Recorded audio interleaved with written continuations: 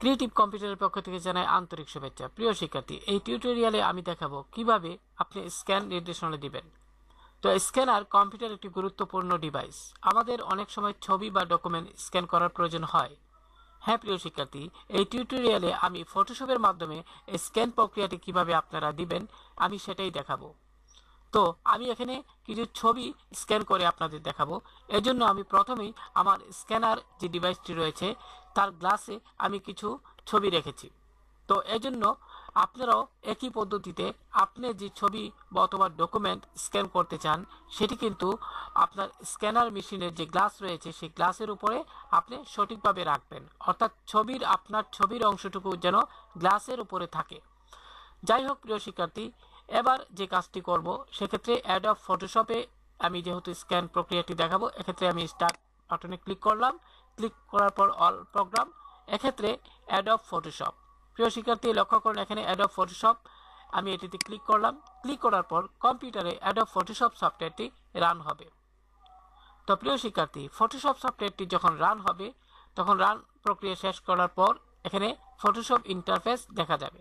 সেক্ষেত্রে আপনি ফাইল মেনুতে ক্লিক করুন। ফাইল মেনুতে ক্লিক করার পর ইম্পোর্টে যখন আপনি আসবেন সেখানে ইম্পোর্টের অধীনে একটি মেনু আসবে, সেখান থেকে আপনি ক্যানন স্ক্যান এটিতে ক্লিক করুন। প্রিয় শিক্ষার্থী, এখানে আপনাদের বোঝার সুবিধার্থে আমি একটি কথা বলছি। আমি যে স্ক্যানার মেশিনটি দিয়ে এখানে স্ক্যান করে দেখাচ্ছি আপনাদের, আমার স্ক্যানার মেশিনটি হলো ক্যানন কোম্পানির। যদি আপনার মেশিনটি হয় এইচপি কোম্পানি তাহলে এখানে এইচপি দেখাবে। আশা করি বিষয়টি বুঝতে পারছেন।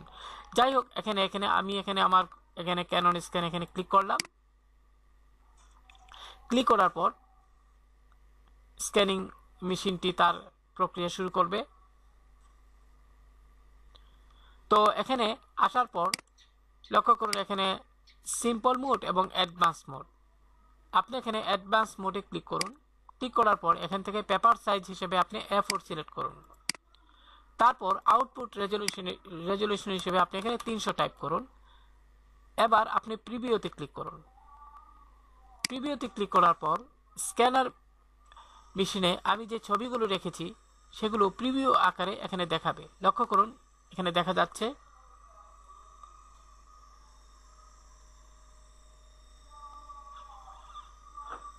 তো প্রিয় শিক্ষার্থী, প্রিভিউ প্রক্রিয়াটি শেষ হওয়ার পর এবার আপনাদের বোঝার সুবিধার্থে এখানে আমি দেখাচ্ছি। আপনি যদি চান শুধু এই ছবিটিকে স্ক্যান করতে, অর্থাৎ আমার এখানে ছবি 1টি 2টি 3টি 4টি রয়েছে। আপনি যদি চান এরকম যে শুধু এই ছবিটি অর্থাৎ যে কোনো একটি ছবি আপনি স্ক্যান করতে, তাহলে কি করবেন, এখানে মাউস দিয়ে ড্র্যাগ করে আপনি ওই ছবিটাকে সিলেক্ট করে নেবেন। এভাবে মাউস দিয়ে ড্র্যাগ করে ছবিটাকে আপনি সিলেক্ট করে নেবেন। তারপর যে কাজটি করবেন, প্রিভিউতে ক্লিক করবেন, আপনি স্ক্যানে ক্লিক করবেন। তো স্ক্যানে ক্লিক করার পর ছবিটি স্ক্যান হবে। তবে আমি এখানে যেহেতু আপনার এখানে 4টি ছবি আপনার স্ক্যান করব, তাই এখানে 4টি ছবি সিলেক্ট করে নিলাম। এইভাবে আমি সিলেক্ট করে নিলাম। এবার স্ক্যানে ক্লিক করুন। স্ক্যানে ক্লিক করার সাথে সাথে কিন্তু স্ক্যান প্রক্রিয়া শুরু হয়ে যাবে এবং স্ক্যান শেষে কিন্তু আপনার এই ছবিগুলো ফটোশপ উইন্ডোতে দেখা যাবে। লক্ষ্য করুন প্রিয় শিক্ষার্থী, এখানে স্ক্যানিং প্রক্রিয়া দেখাচ্ছে। তো স্ক্যানিং চলাকালে আপনি কখনোই স্ক্যানারের যে কভারটি রয়েছে সেটি আপনি ওপেন করবেন না। তো লক্ষ্য করুন স্ক্যানিং প্রক্রিয়াটি প্রায় শেষের পথে রয়েছে।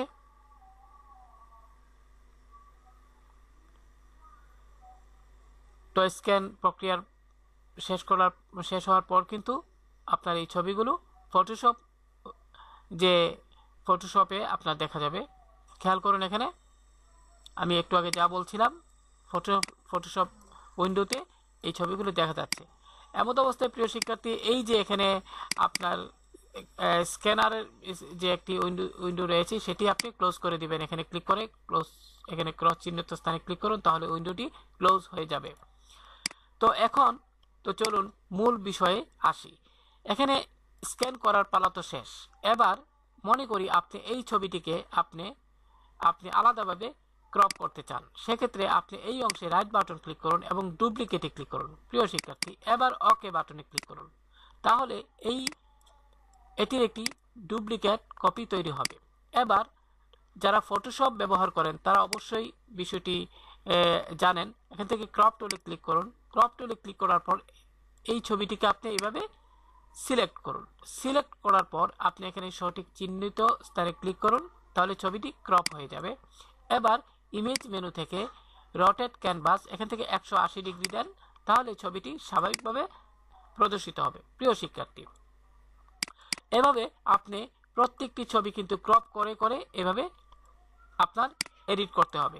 তো এখানে কিন্তু এইটি অনেকটা সময় সাপেক্ষ। আমি আপনাদের এখানে আরেকটু অ্যাডভান্স হয়তো যদি দেখাই, তাহলে আপনার সেটি আপনাদের জন্য সবচেয়ে সুবিধা হবে। আমি এটি ক্লোজ করে ফেলছি, আমি এখানে ন দিচ্ছি। এবার কষ্ট করে বারবার এভাবে আপনার আলাদা ডকুমেন্ট নিয়ে, অর্থাৎ আমি এখানে দেখাচ্ছি, এখানে আপনি এখানে রাইট বাটন ক্লিক করে, ডুপ্লিকেটে ক্লিক করে, ওকে বাটনে ক্লিক করে, এখানে আপনার এইভাবে এনে আবার ক্রপ টুলে ক্লিক করে প্রত্যেকটা ছবিকে কিন্তু আলাদা আলাদাভাবে আপনাকে এইভাবে ডুপ্লিকেট করে নিতে হবে। তো এখানে এটা অনেকটা আপনার সময়ের ব্যাপার। তো আমি আপনাদের দেখাবো খুব সহজেই কিভাবে আপনি এই যে ছবিগুলো রয়েছে আপনার ক্রপ করে নিতে পারবেন। তো লক্ষ্য করুন, এই জন্য আপনি যে কাজটি করবেন, ফাইল মেনুতে ক্লিক করুন। এবার অটোমেট এর অধীনে আপনি লক্ষ্য করুন এখানে ক্রপ, এখানে এই যে লেখাটি দেখা যাচ্ছে এটিতে ক্লিক করুন। ক্লিক করার পর খেয়াল করুন প্রিয় শিক্ষার্থী, সবগুলো ছবি কিন্তু এখানে স্বয়ংক্রিয়ভাবে ক্রপ হয়ে গেছে। অর্থাৎ আমার এখানে যে সাইজটি রয়েছে সেটি হলো পাসপোর্ট সাইজের। এই সাইজ অনুযায়ী কিন্তু আমার এখানে ছবিগুলো ক্রপ হয়ে গেছে। আমি যদি আপনাদের একটি একটি করে এখানে দেখাই, তো এটি আবার আমার এই উইন্ডোটি এখন প্রয়োজন নেই, তাই এটি ক্লোজ করে ফেললাম। লক্ষ্য করুন প্রিয় শিক্ষার্থী, কত অল্প সময়ে আপনি এইভাবে কাজটি করে নিতে পারেন। এবার শুধু এখানে ক্লিক করে আপনার ইমেজে রোটেট ক্যানভাস থেকে 180 ডিগ্রি করে দেন।